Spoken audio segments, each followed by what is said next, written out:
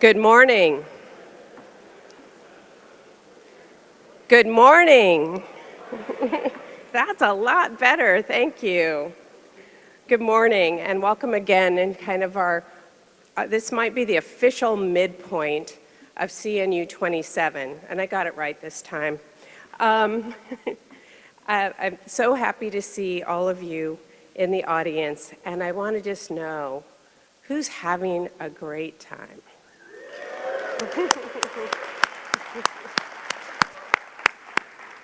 CNU 27 has really proven to offer a really rich assortment of opportunities, of tours, of places, of people, of sessions, of topics, and all kicked off by Lonnie Ali and Mayor Fisher talking about the City of Compassion.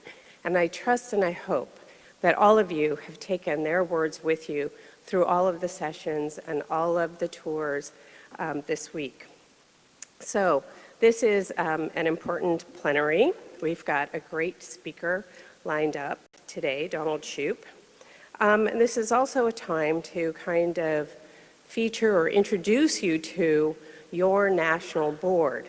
As I mentioned before, those of you who weren't here before, my name is Michael Pride, and I've had the honor and privilege of serving as the chair of your national board for the past year. And today, I will at least ceremonially pass the torch on to the next chair. So, toward that end, I want to introduce your national board. Jessica Millman could not be with us this week, so I'll just say her name. And I want to welcome to the stage the rest of the board: Susan Henderson, Frank Starkey, Matthew Lewis, Larry Gould, Matthew Lambert, David Kim, and your chair for 2019 to 2020, Lori Volk. Where's Lori?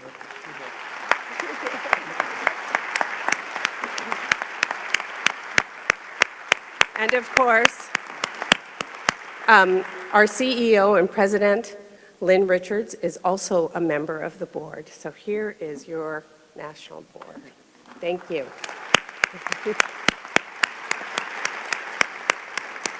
It's been my pleasure to work with all of these wonderful people over the past years.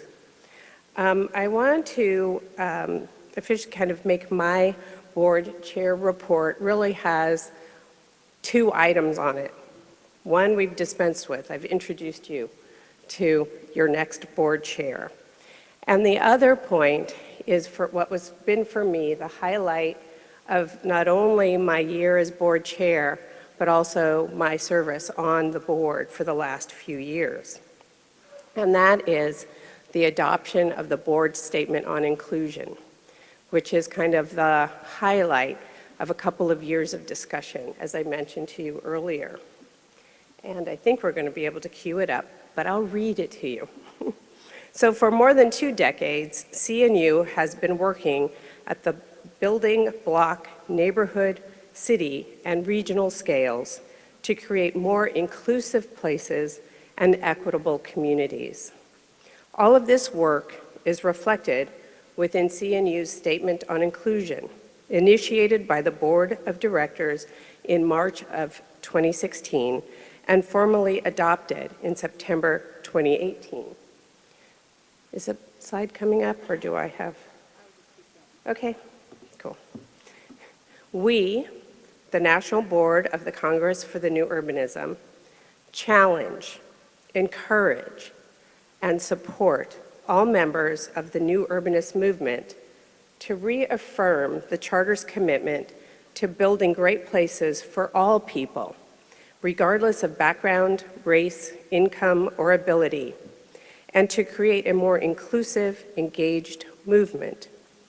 Drawing on our movement's tradition of excellence in community design and redevelopment, New Urbanists shall further develop, evolve, and implement strategies and solutions for providing attainable housing, designing and financing diverse neighborhoods, and ultimately building a just place.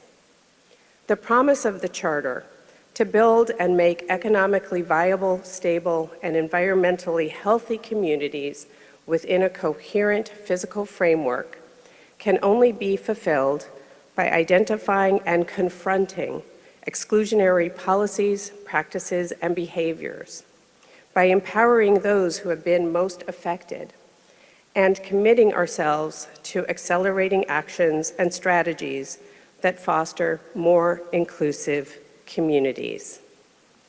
And that is the shining achievement of our past year for me.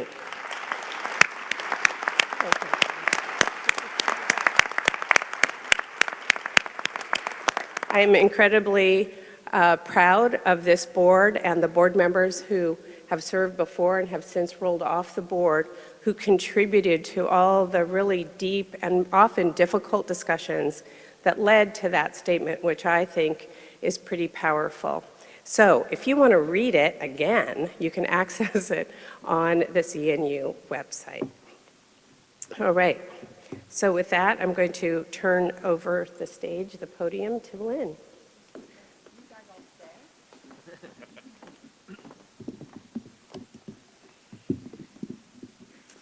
I want to thank Michael and the rest of the board for all of their contributions and their service to the organization. But I know why all of you are in the room right now. You want to know what the final number is, right?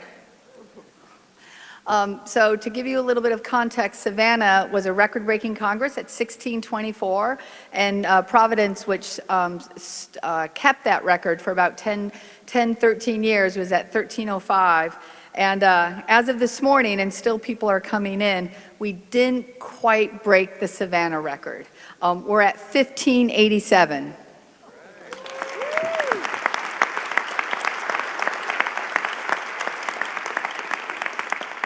So for all of you who are from Louisville, can you please call up about 30 of your friends and have them come down? Because I want to be able to say that we had record-breaking Congresses 2 years in a row, and that, my friends, is a real indication of the strength of this movement. I'm thrilled today to talk to you about NU Future. We're a movement that thrives on learning, connecting, and engaging, and that's one of the reasons why a year ago I stood on this stage and launched NU Future. And a bunch of you are like, what? What's that? And it's an intentional, ground-up effort to identify and articulate our future of the movement and of the organization. We wanted to identify a path forward that would help us accelerate the pace of change and fully realize the vision of the Charter. Right? For the next several months after I launched it, I was told I was crazy, gutsy, and that's just a few of the printable adjectives. Right? Yeah, thank you for the women in there. You all understand that. But I knew I wasn't doing this alone, right?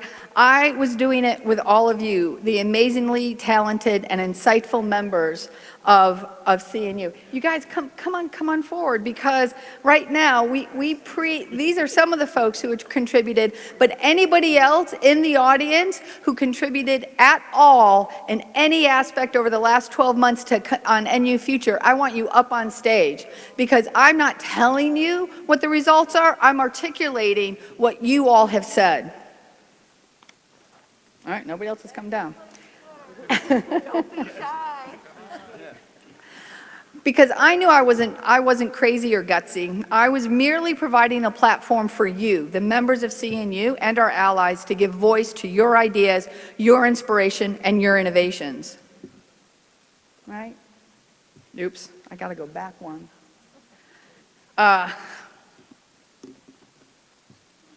This movement started more than 30 years ago by setting its sights to change where and how cities, towns, and neighborhoods were designed and built. That was our Everest. And the challenge seemed enormous, much like climbing Everest. But over the years, we created new approaches to coding, road design, neighborhood design. We changed untold number of policies and standards, and we influenced generations of urban designers, planners, architects, and engineers and government officials at every level. We freely and generously pushed out our ideas and created models for others to copy. Our allies, partners, and sometimes our competitors picked them up. That's success. And we need to own that.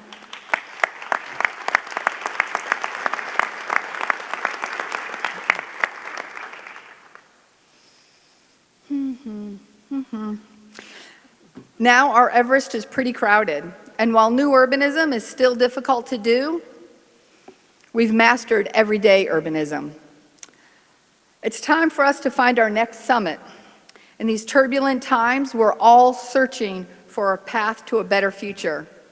Can anyone deny the power of strong, inclusive communities as a platform for civil society? Can anyone disagree that CNU, the movement, and the organization isn't central to creating this platform? Or doubt that the real strength of CNU is in the work of its members to achieve that vision? We pride ourselves on being innovators and holistic thinkers. We now have a responsibility to apply what we know about climbing mountains to advance the ideas of the Charter and to make the Charter more accessible and widespread.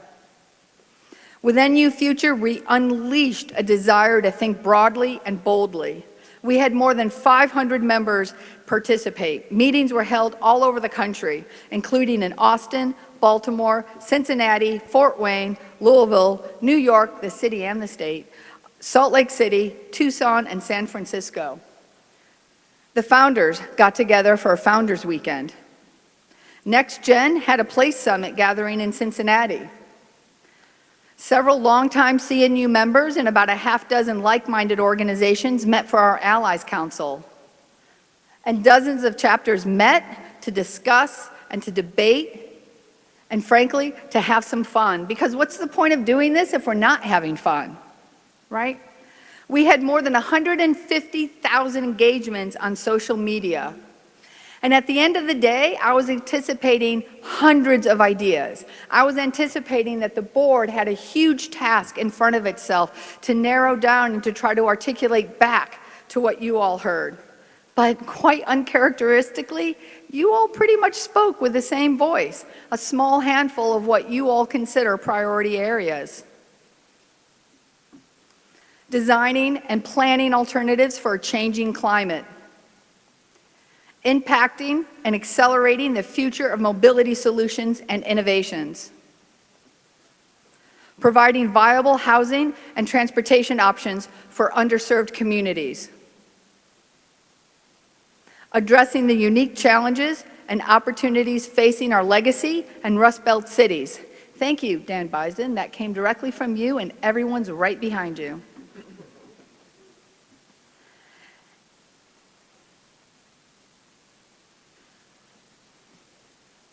Yeah, there are a bunch of slides are missing. Finance, helping governments leverage dwindling resources and directing financial resources towards investment in urbanism and away from sprawl. So sorry, redefining and redeveloping the suburbs and legalizing walkable places.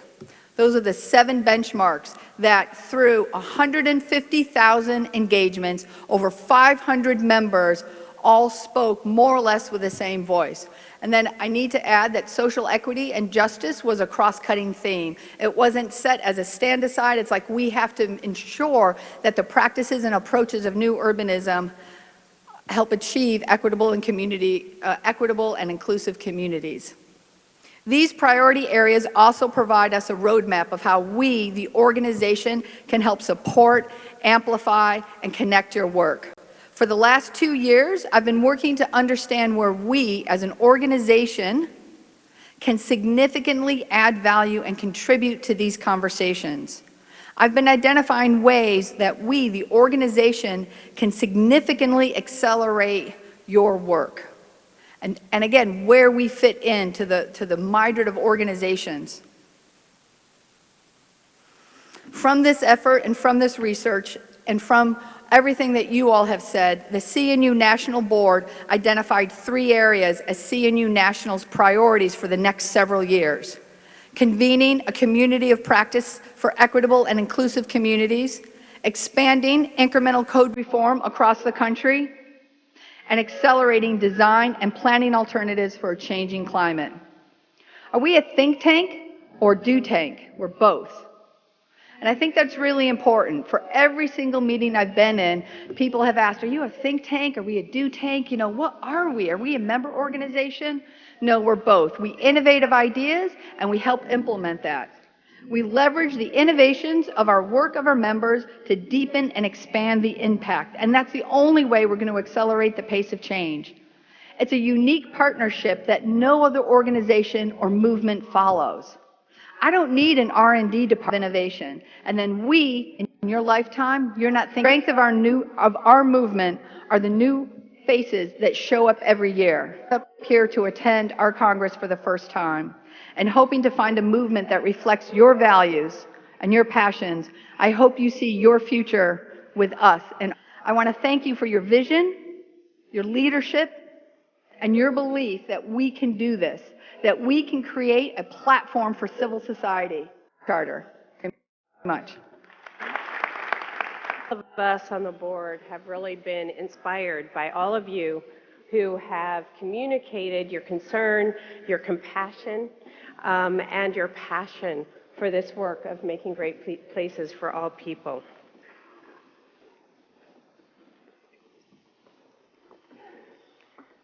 So then what's next? Besides all that work, we get to highlight all that work from Twin Cities, Minnesota. Please come up to the stage.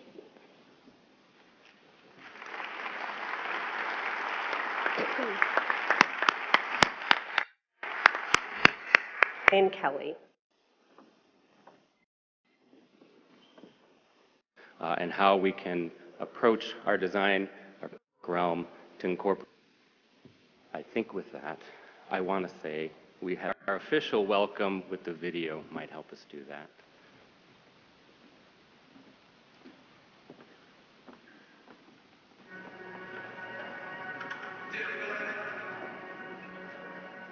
The 8th Annual Congress for the New Urbanism, Twin Cities. Equity is such an important topic of discussion, and the tenets of New Urbanism, walkable, transit-friendly, dense, and diverse neighborhoods, can help us achieve more equitable access to housing and jobs. Mayor Carter's right. These are important conversations. I'm Jacob Fry, Mayor of Minneapolis, and I stand with Mayor Carter in recognizing and addressing the fact that there are significant gaps in housing, education, and income in Minneapolis and really across the entire country. We can look at New Urbanism as a way to celebrate the rich cultural quilt that makes up our city. In St. Paul, we have our cultural destination areas, like Little Africa and Little Mekong. These areas are same. Who wouldn't want to enjoy Minneapolis and St. Paul's top-rated parks and bike systems with nearly 4,000 acres? So while you're here, be sure to take advantage of our beautiful parks and incredible art and live music scene, and enjoy the best of St. Paul and Minneapolis. We've got a spectacular scene of breweries, restaurants, and nightlife right here in Minneapolis. We both have worked hard on transit and multimodal opportunities focused on bringing our communities together. When you think about it, we've never been more connected. Plus, both cities are involved in proactive urban planning and projects that prioritize equity and improved infrastructure. There's a lot to be excited about when it comes to the partnership of the Twin Cities. We guarantee you'll have a crazy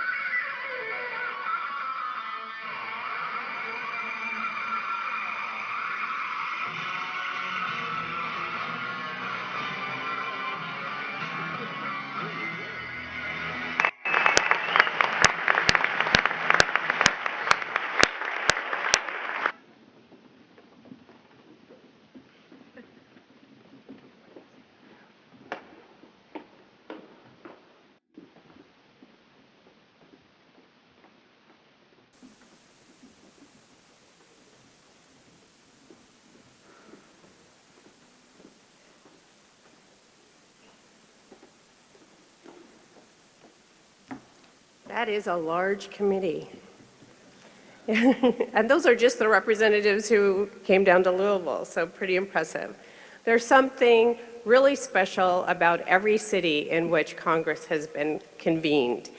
And in addition to all of those kind of professional, official, and visible connections that we just saw in the video, for me, St. Paul is special because it's my mother's hometown, so I feel like it's kind of part of my DNA. Thank you very much, friends from Minnesota, for bringing us the video, for having such a strong presence here in Louisville. So, hope to see you all next year in St. Paul and Minneapolis. Next, I'd like to introduce Wes Marshall, who's going to do the formal introduction for our keynote speaker this morning.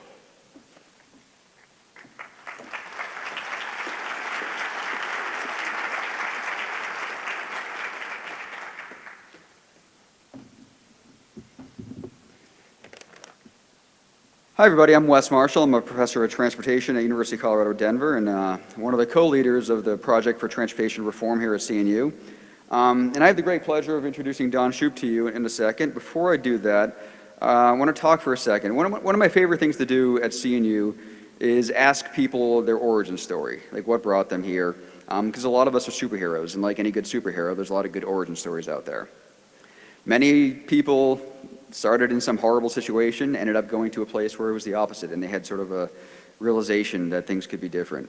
I, on the other hand, grew up right near Boston, and that was a place I could walk or bike all over town as a kid, and it was great. It wasn't until, after going to engineering school, coming back, getting a job at a, what would be thought of as a more progressive planning and engineering firm, I still started to realize that the things we were building weren't as good as the built environment around me. So this started to, drive you crazy a little bit. I ended up going back to get my master's and PhD, so I went to University of Connecticut. It was just 15 years ago. Got lucky to be hooked up with Norman Garrick, and he threw a parking project in my lap when I first got there in 2004. And then he left the country to go on sabbatical. So the one thing he said before he left is take a look at Donald Shoup's research. Now this was before this book came out, so this book didn't come out until 2005. This here is the first edition, so this is only 730 pages. The newer ones are a little bit longer, so this is the short version of this book. But when Norman left, this book didn't exist, so I literally printed almost a homemade version of this, and I went through it, and I read this deeply, and not only did I gain a better understanding of what a parking project could be, it really has helped open my eyes because, as someone going to grad school to work on transportation, a parking project does not sound all that exciting at first. And it took me a little bit to sort of realize what this could be. But what I learned from Don's work is how fundamental parking was to all the other problems we see when it comes to transportation and land use in cities. And so while my research has branched out to street networks and safety, I still think about the fundamental things I learned from Don and how he took on the parking problem. So, questioning things like these standards and digging into the science or the lack of science behind some of these things. Because this is one of the pages from the ITE parking generation. The red line is what they tell you parking should do. The black line is what the data tells you parking should do. The reality was, parking wasn't nearly as big of a problem, or it was a different problem than I think people realized it was. In this first parking project, we realized, yes, there was one lot full on the busiest day of the year, but the rest of the area was almost empty. There was parking all over the place, and too much parking to the point where there wasn't enough stuff to bring people there in the first place. And this helped me understand the bigger picture. So when I did move to Denver, Denver inspired that parking craters March Madness style bracket tournament. So this is a picture from the 70s during the urban revitalization that Denver did. So this is block after block in downtown Denver of parking. And this is what that area looks like now. So understanding that bigger picture and what all the little innocuous decisions that we make when it comes to parking and how big those are, and also disentangling the fundamental disconnect between what our stated goals are and what we're trying to reach. So this is an office supply store near me in Denver that dedicates almost 6 times more land to parking than to the building itself. And here's an apartment complex in downtown Denver that has 7 stories of parking and 5 stories of apartments in this one little building. So there's still a problem out there, and we still need to work on this. But the thing I didn't realize till after that initial work is I thought I was sort of the only one working on these sort of things. Once this book came out, you started hearing terms like Shoupista and the army of people that are out there trying to take Don's work and bring it and make it useful. And there's an army of people out there, and there's an army of people in here that are doing that as well. So, without further ado, let me introduce Donald Shoup. So he's a distinguished research professor in the Department of Urban Planning at UCLA. Much of his research obviously focuses on parking policies in cities, but also the economy and the environment. So his 2005 book, this High Cost of Free Parking, he recommended 3 main things. He'll tell you about those. That we should charge fair market prices for on-street parking, we should spend that revenue to benefit the metered neighborhoods, and we should remove off-street parking requirements. His latest book in 2018 called Parking in the City, Shoup, and along with I think 45 other academics, practitioners, including a lot of CNU folks, including Patrick Siegman, Norman Garrick, Chris McCahill, they examined the results where these cities have followed this advice. And the results are showing that the main parking reforms are not just theoretical and idealistic, but they're practical and they're realistic. So Donald Shoup is someone that the Wall Street Journal has called a parking rock star, and they've also called him the Yoda of urban planning. Let me welcome Donald Shoup to the stage.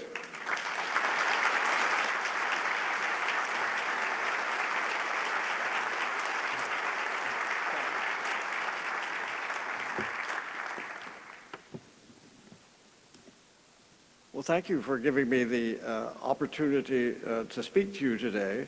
I was pleased to learn that I'd become a parking rock star, but I know that's not the same thing as a real rock star. Although I have thought of changing my name to Shoup Dog. And I was pleased to be called the Yoda of urban planning until I remembered from Star Wars that Yoda was 800 years old. And almost everything he said seemed to me like cryptic nonsense. Well, I think parking is important because the average car is parked 95% of the time. And in an audience this large, some of you were probably even conceived in a parked car. Well, too much of the United States looks like this view of Silicon Valley. And we tend to ignore this asphalt light when we're parked free in it, as all these cars are.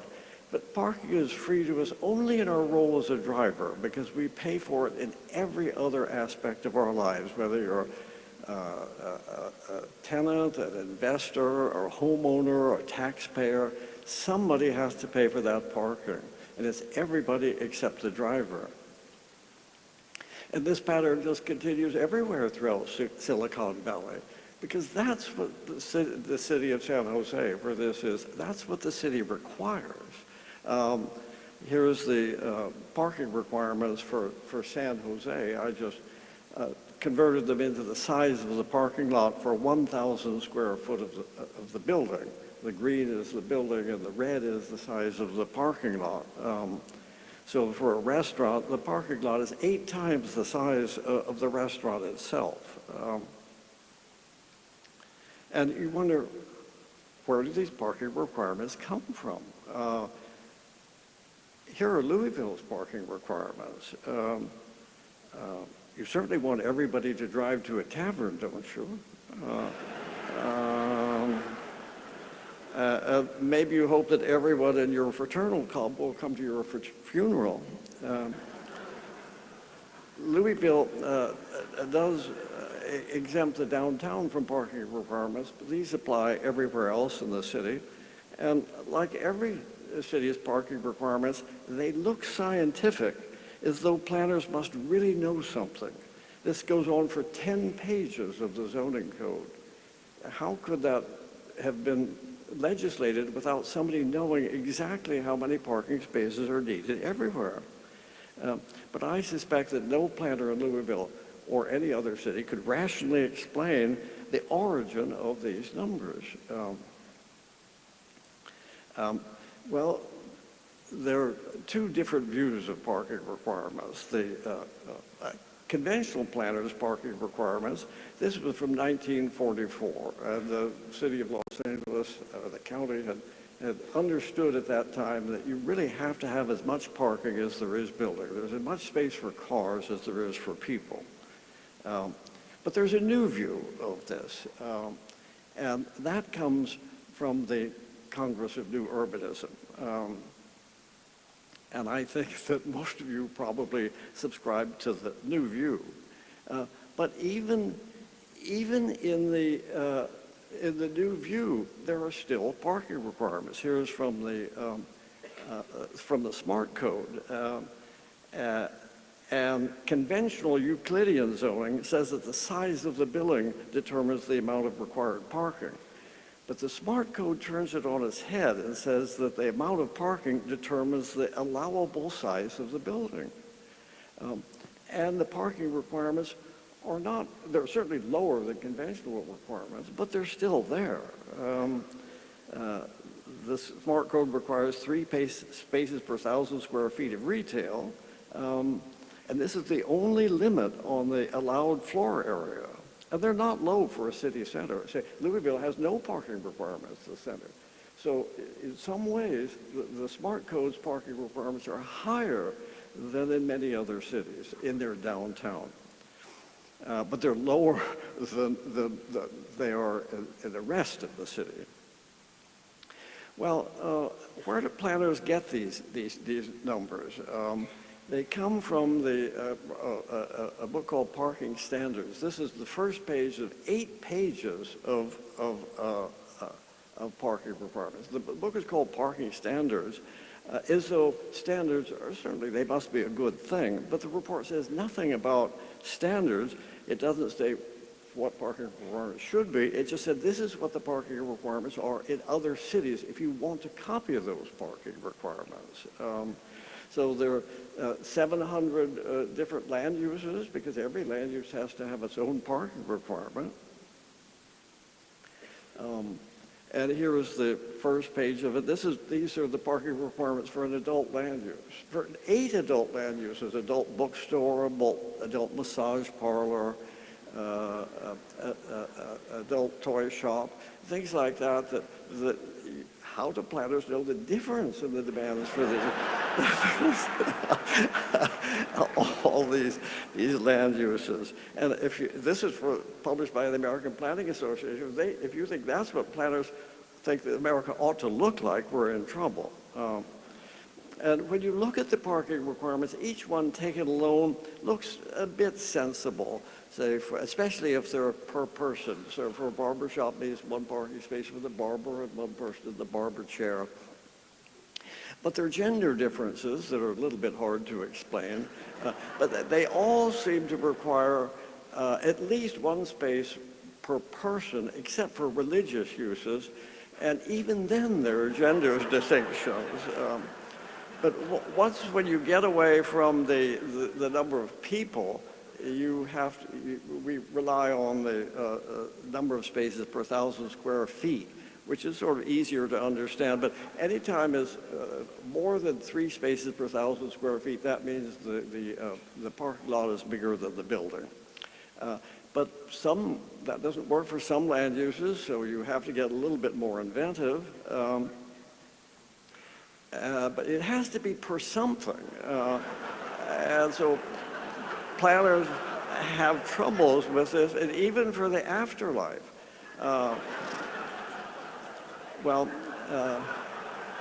Planners who set parking requirements have a problem because they learn nothing about this in their Master of Urban Planning program because the professors have nothing to teach them. They don't know anything. There's so many things they don't know about parking before they set the parking requirements. They don't know how much the spaces cost. Surely that would have some effect, wouldn't it? Or how it increases the cost of housing or anything else. If they're very expensive and you require a lot of them, it must make it very expensive to develop it. Or how it affects the way the city looks. That must be important, isn't it? But when they're just expressed as numbers, just as ratios with no images in, that there's a lot that's not known, or how they affect what we really care about is traffic congestion and air pollution and fuel consumption and now CO2 emissions. And they don't have any trading. So all of these hundreds of parking requirements in hundreds of cities, the 10,000 commandments for parking, are based on next to nothing. So I think the problem is we've politicized what should be business decisions and are governmentalizing what should be a private decision. But it seems very difficult to remove these parking requirements once you have them. Zoning requires several homes for every car, but ignores homeless people. And I was thinking of your statement on inclusion, which is very inspiring. But when you look at a zoning code, the real inclusionary aspect of it is to include cars. Everything has to include cars, or it cannot be built. So how could this be converted into something else? When you actually get down to the parking requirement, the parking lot of this building, it's quite nice. The landscape requirements make it look good. It's a beautiful area. It's a great place to be if you're a car. And it increases the landscaping increases the amount of land that is devoted to cars, because the 333 square feet, which is the average for per car for a parking lot, is more 500 or 600 square feet when you have these large landscaped areas. Well, suppose you removed the parking requirements and said that we figured out a way you could remove the parking requirements. What could happen here? Well, you could do anything with Photoshop. I took these buildings from the University of London. They must have just been cleaned. And they probably are not appropriate for Silicon Valley.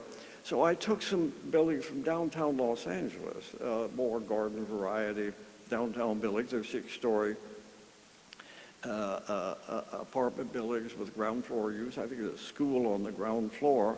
And if you built that, it's all under one ownership. There's not brownfields. There's no land assembly problem. It's ready. It's work adjacent, just where you want the new housing to be.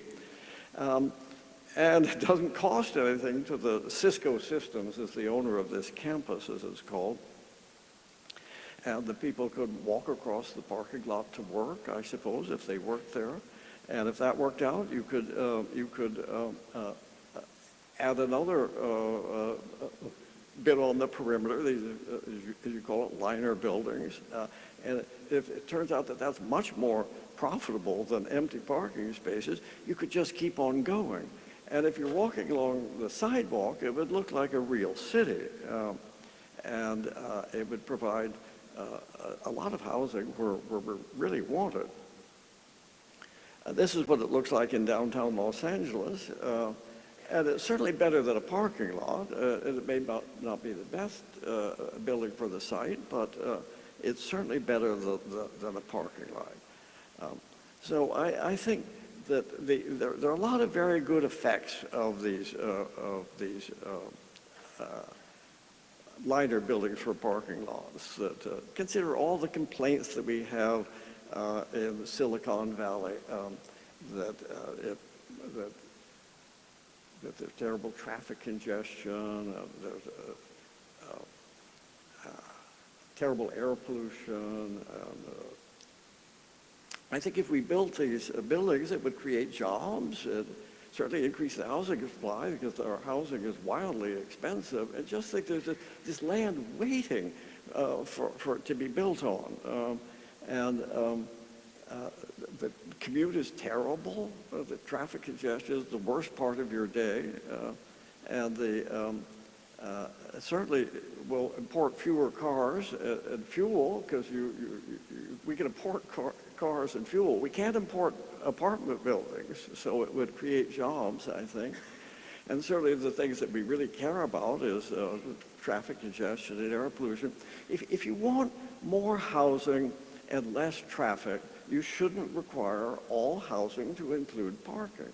So these new buildings wouldn't have to provide any parking. There's parking between the houses and the office buildings.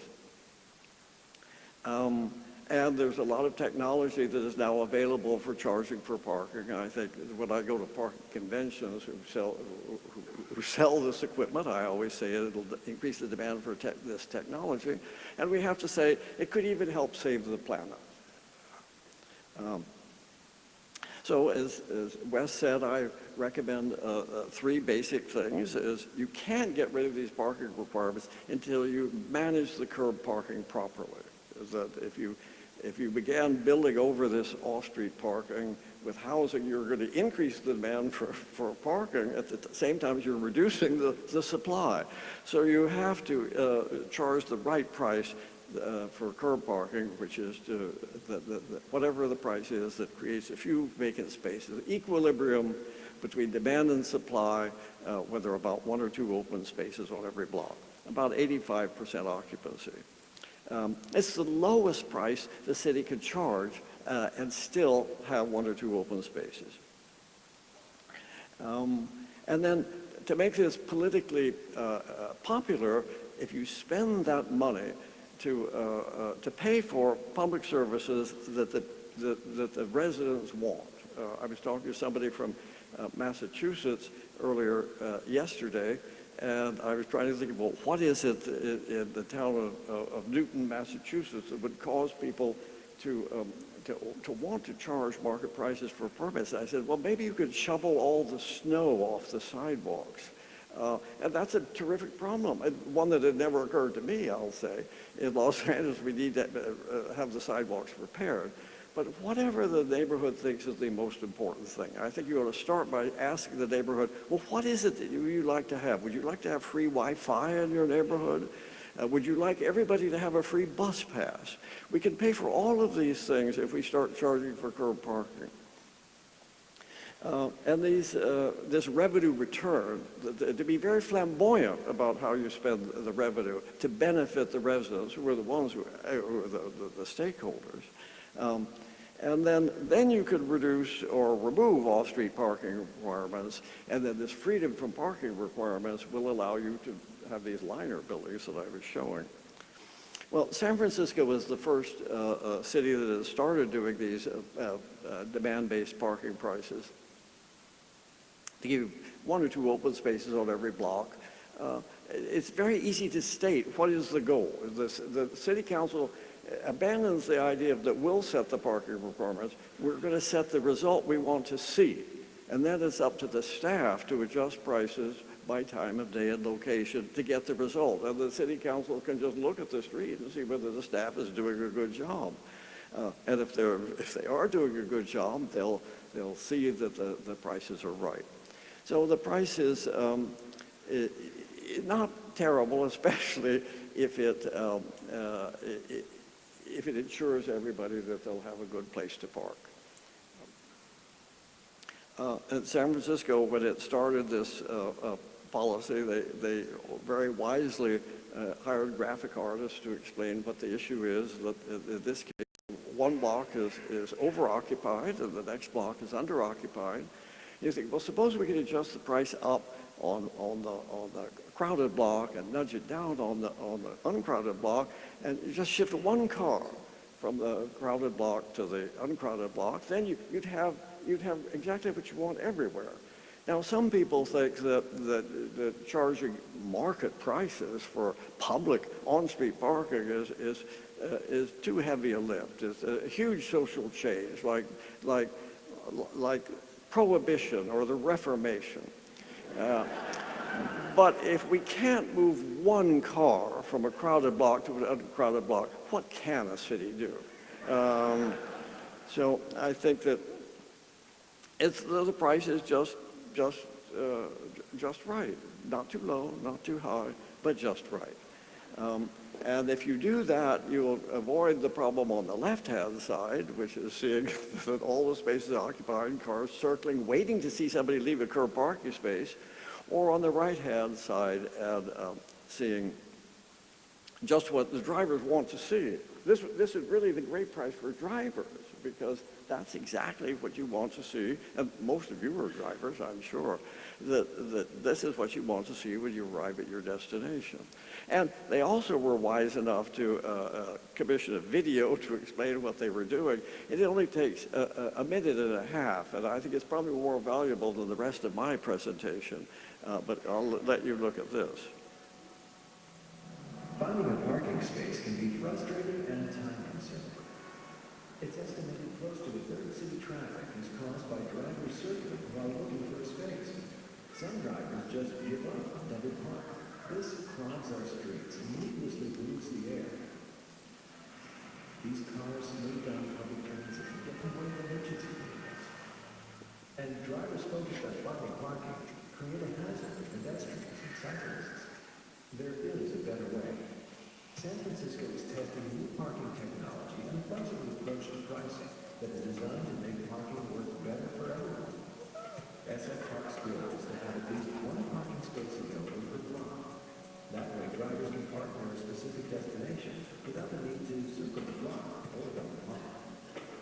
This also provides a steadier flow of customers for business owners. SF Park provides safer and clearer streets for everyone. Here's how it goes. Newly installed parking sensors detect when parking space is available. Drivers will be able to check parking availability and rates online, by text message, and by smartphone before heading to their destination. This will help them decide whether to drive, take public transit, bike, or walk. When people choose to drive, new SF Park meters will make paying easier. In addition to taking coins, the new meters will accept credit cards and SFLTA parking cards. Parking time limits will be extended. Easier payment and extended time limits will help drivers avoid tickets.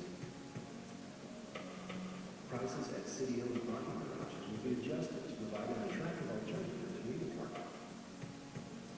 Parking rates will be adjusted based on demand, once a month, never by more than 50 cents.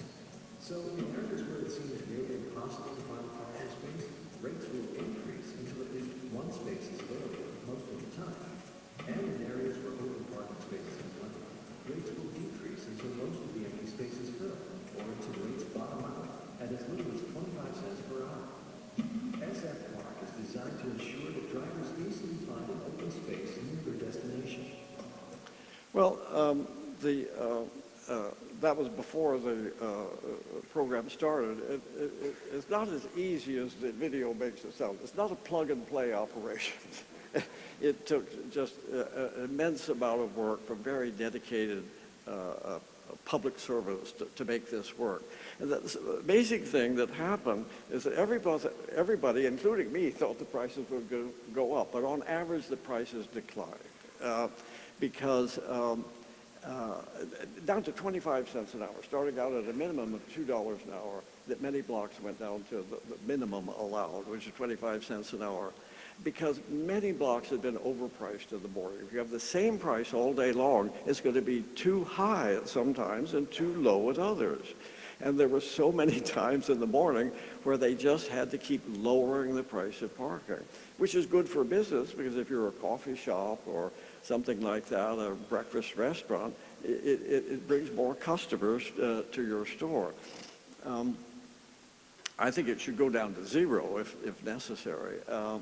So the prices go up only if needed to provide the vacancies. And what they also had a pilot program. This was in 7,000 meters, but they also had a control zone.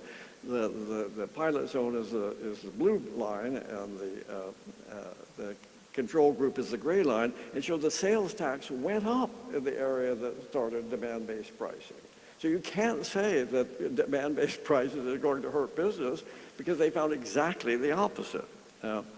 Now, many people think that you can't do this because the meters can't handle it. This is the first meter installed in the United States in Oklahoma City, which I understand CNU is going to go to in the future. And it functionally is the same thing as the meters outside this building, is that you put your money in and you hope to come back before your time runs out. That it was criticized when it was started as an infernal combination of a slot machine and an alarm clock. But can you think of any other method of payment that has not changed since 1935?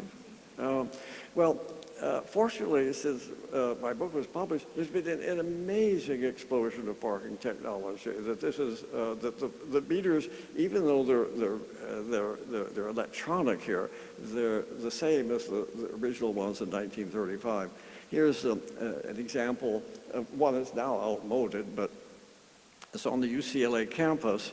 It was designed to look like a sort of Mickey Mouse version of a parking meter, but it's a multi-space parking meter full of electronics that tells you where your credit card should go in, and tells you whether you put it in upside down. It can speak to you in several languages.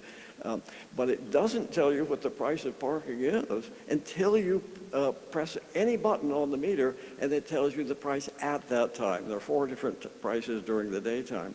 And it's $3 for the first hour and $4 for the second hour. Does that seem too high on a university campus? Is it too much for students to pay? Well, many of you probably suspect that professors have a lot of spare time on their hands, and they do. So I set up my camera across from one of these meters, looking at 8 spaces, which is the average number of spaces on a typical urban block. They're not parallel, but still there are parking spaces. And this is what you would like to see when you arrived. One space available out of 8. And you can see somebody paying at the meter. So there's a lot of payment going on here. So I took a picture every 4 minutes to see what happened. And cars came and went. Usually there was 1 or 2 open spaces. Once there was all occupied, but quickly there was another appeared. Usually there was somebody paying at the meter. And I think that's as good as a parking system is going to get. That it's always something available. The 2 at the end never move, because you could park for 2 hours. Now, I only photographed it for 1 hour. Once there were 3 spaces available, that filled up. So I don't think you can get it better than that. And I would ask you, did the parking meters work as well in your city as in this picture? Does the parking work as well in Seaside as it works outside this law library at UCLA? So I think that the right price is easy to explain. Should the price be higher? Well, if it were higher, there would be many more vacancies that are unnecessary, and maybe it would be charging the students too much. Should it be lower? Well, I don't think so, because then the drivers would be frustrated, that they would circle and look for a space. It's the Goldilocks principle of parking prices, and it's rather like the Supreme Court's definition of pornography. It's I know it when I see it. And that's all there is to it, that there's no mathematical modeling or consultants involved and saying, well, what should the price be? You just look at the results, and it tells you whether you've got it right or whether you should raise the price or lower it. So I think we've grown up in a world when we expect so many things to be free, especially information wants to be free. But I think parking wants to be paid for. And the reason it wants to be paid for is to prevent cruising for parking, which is driving around hunting for parking. Here's the results of, I think, 20 studies on 4 continents starting in 1927, where traffic engineers tried to estimate what percentage of the traffic was hunting for parking and how long it took to find a parking space. The first study was appropriately done in Detroit in 1927 by a very famous traffic engineer. And on average, whether they were only looking for parking, for cruising in places where they expected to find it. This is not in general. It's just in places where there's a lot of cruising, and they estimated what it was. So it was about a third of the traffic in these cities was cruising for parking, and it took about 7 minutes to find a space. One of the cleverest studies that was done in Chicago just before World War II, where they stationed students at every intersection with accurate watches, and they noted the license plate number of every car that passed, so they could recreate at exact time, so they could recreate the path of travel. And some people, like in the lower left, they were fixated on one parking space, one block, and they just kept circling that block. Other cars were sort of more inventive, you know, they're hoping that things would be better on another block and trying something new. But it's always frustrating. You've all done it. It just seems so unfair. The space that should be meant for you was taken up by the guy right in front. And it leads to very dangerous behavior that I've seen cars in Westwood make a U-turn right in the middle of the street if they see a space open up on the other side. I've seen it cause accidents. I got here a couple of days early and I was taking photographs of the traffic, and it's sort of grainy images, but here's what I saw.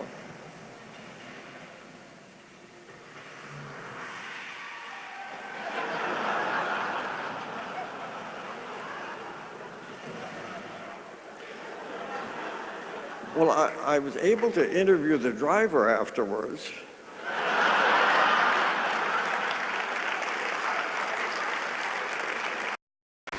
That we have to think about not just parking, that loading zones are very important, and bus stops. Those are the three things that the curb had been dedicated to for a long time.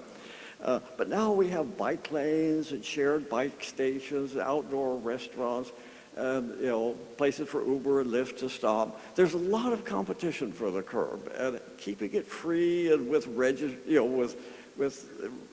signs saying what's available at what time is a very clumsy way of doing it. And it doesn't lead to the highest and best use, the best use of the curb. Here's an image in New York. Is a bike station a good use for this? There are three parking spaces on one side of the street and a bike station on the other side.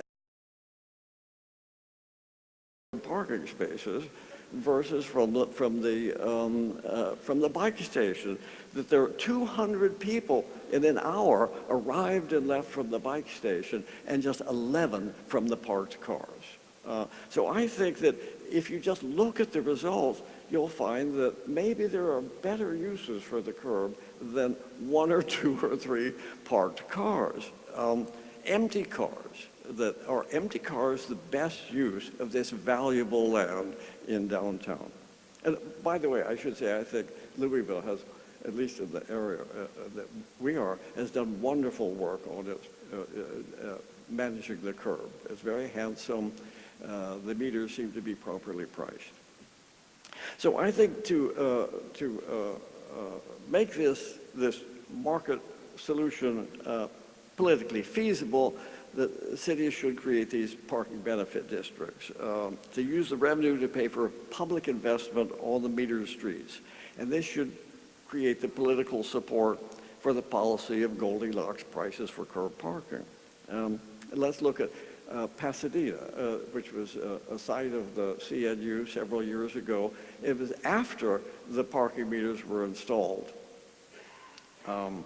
That most people think of parking meters as providing no benefit at all, that it's just a way to extract money, who knows, to pay for the Iraq war or something, or give it to the UN. It has no political support. And most people think of the planners as that they just want to, it's a war on cars. But I think that it's un-American to charge for curb parking, but I think it's very American to charge people for what they use. We didn't become a great nation by being a bunch of freeloaders, except for curb parking.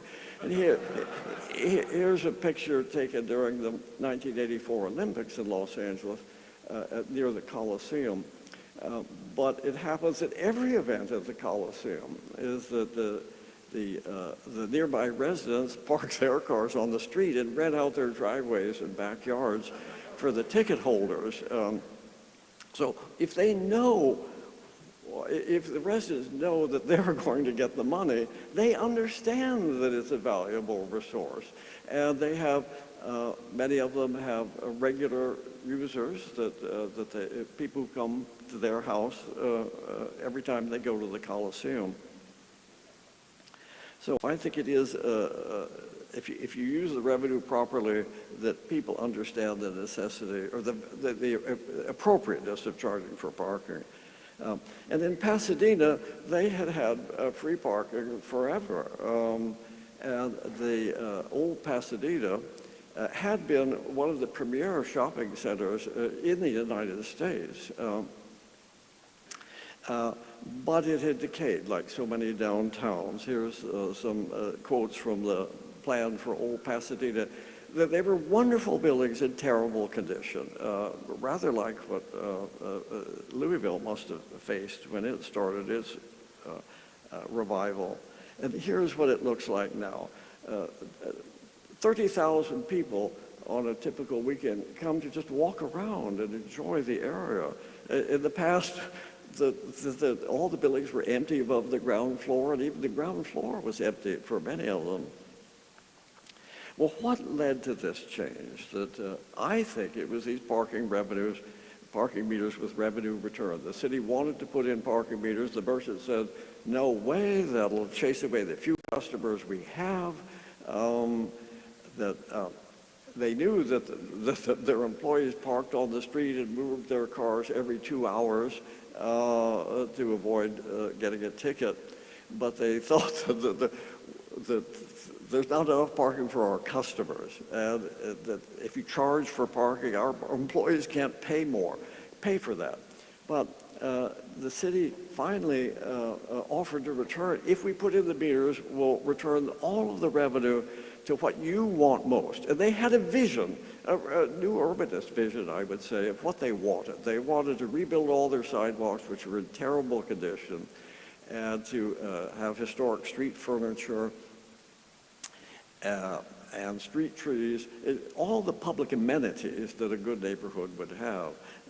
So they knew what they wanted, but they didn't have any way to pay for it. And the city said, well, here's a way to pay for it. And I think that's the way to do it, is to ask the neighborhood, what do you want? And then they said, here's the way to pay for it. And as soon as the city said, we'll return the revenue, not like every other city, giving it straight into the general fund, it will come right back to you. And the merchant says, that's different. Why didn't you tell us that? Let's run the meters till midnight. Let's run them on Sunday. Let's charge a high price. And it was simply the commitment to spend the revenue on the neighborhood's highest priority is what led to a torrent of money. They rebuilt all the sidewalks. They actually borrowed the money, I think $5 million to rebuild all the sidewalks that you can borrow against future parking meter revenue. And here's a quote from one of the business leaders in the area, that they appointed a citizens advisory board to provide a nexus so that people knew that there would be the local priorities would be respected. And she said, what was it?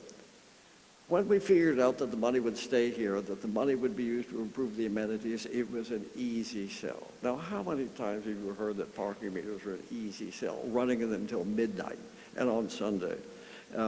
And there's some before pictures and after pictures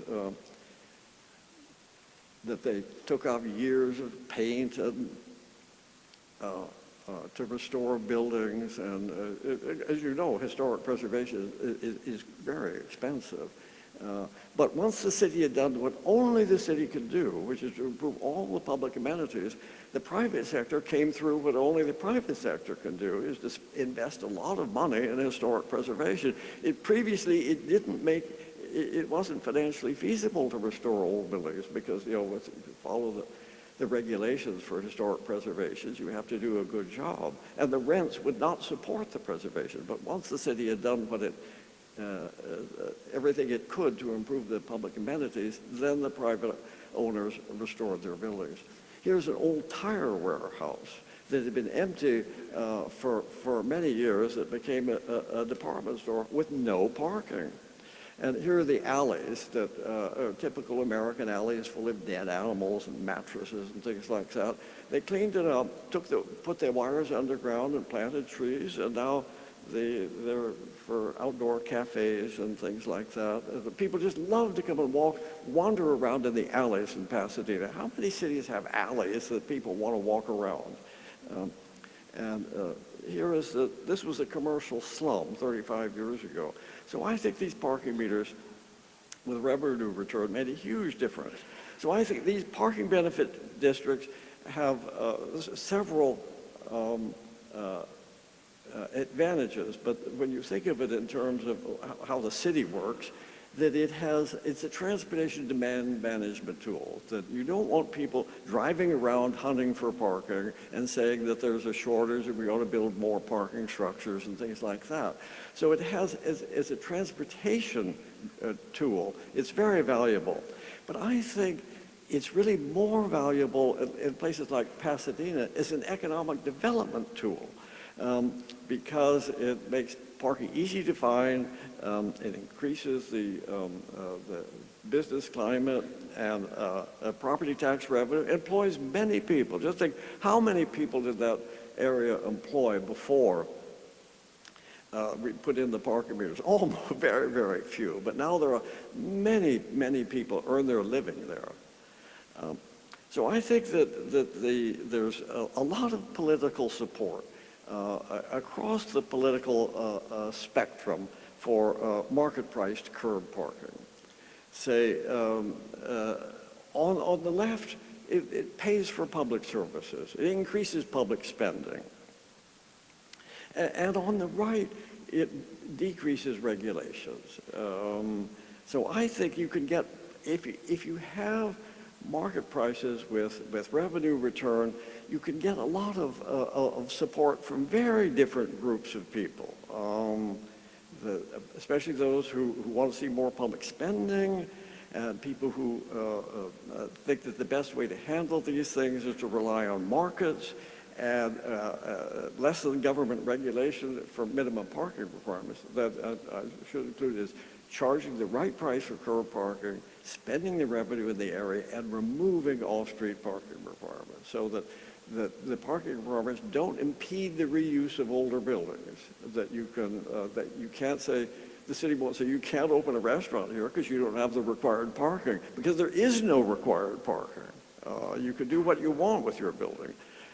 I think that the parking requirements are so onerous that they impede the development of most areas. I think if cities tried to manage any other part of our lives the way they manage off-street parking requirements, we'd all be members of the Tea Party.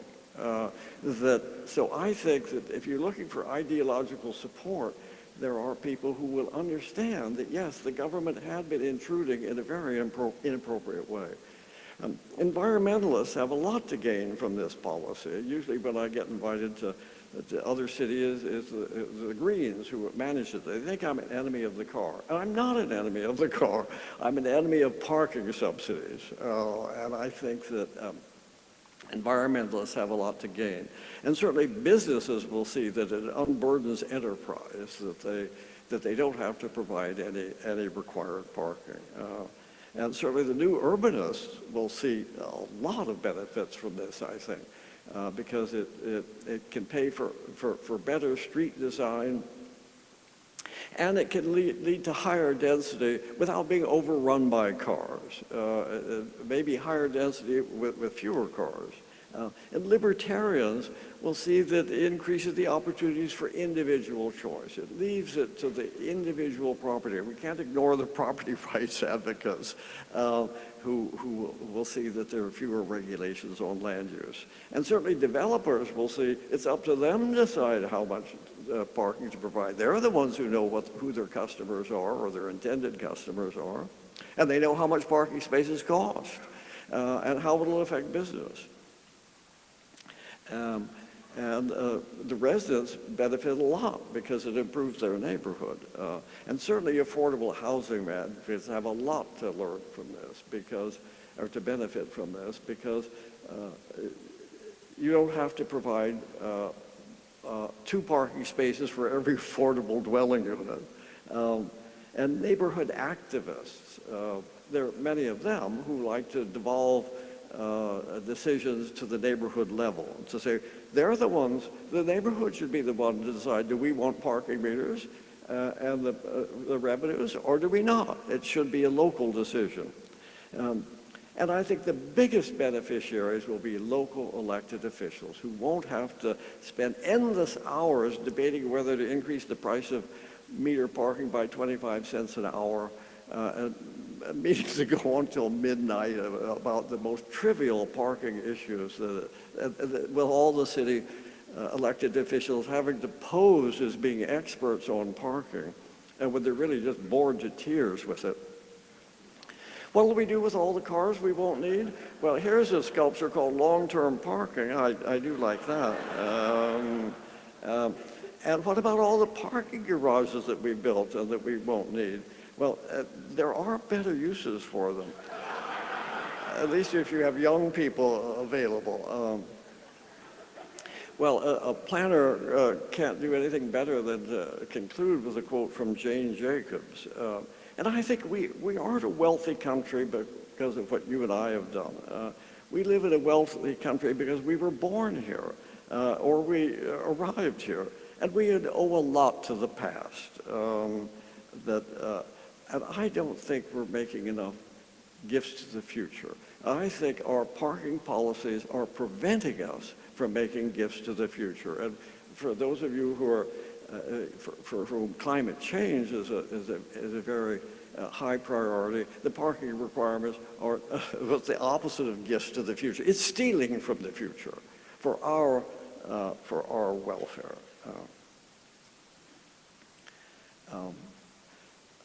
There's a quote from President Eisenhower in his famous farewell address. He added this quotation.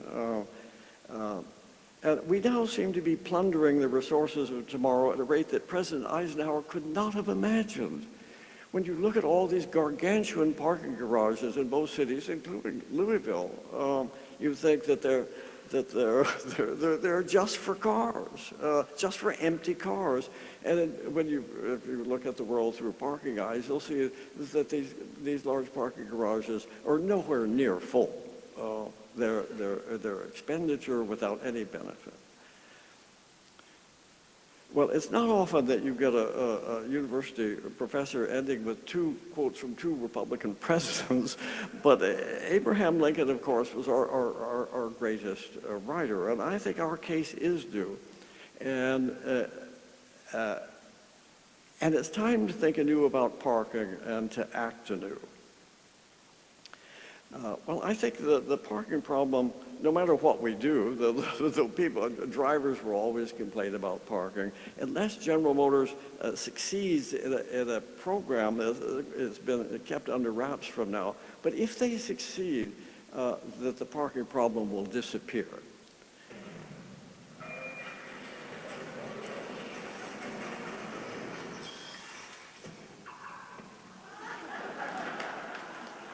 Well, thank you very much for giving me the opportunity to speak to you.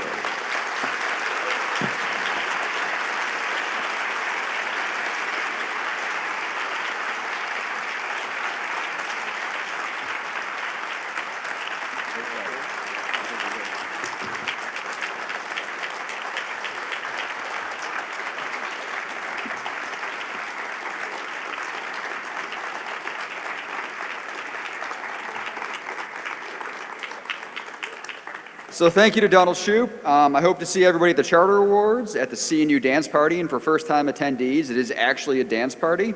And also, we have a research session at 2:15, where Don Shoup will be talking about a new research paper on converting garages into housing.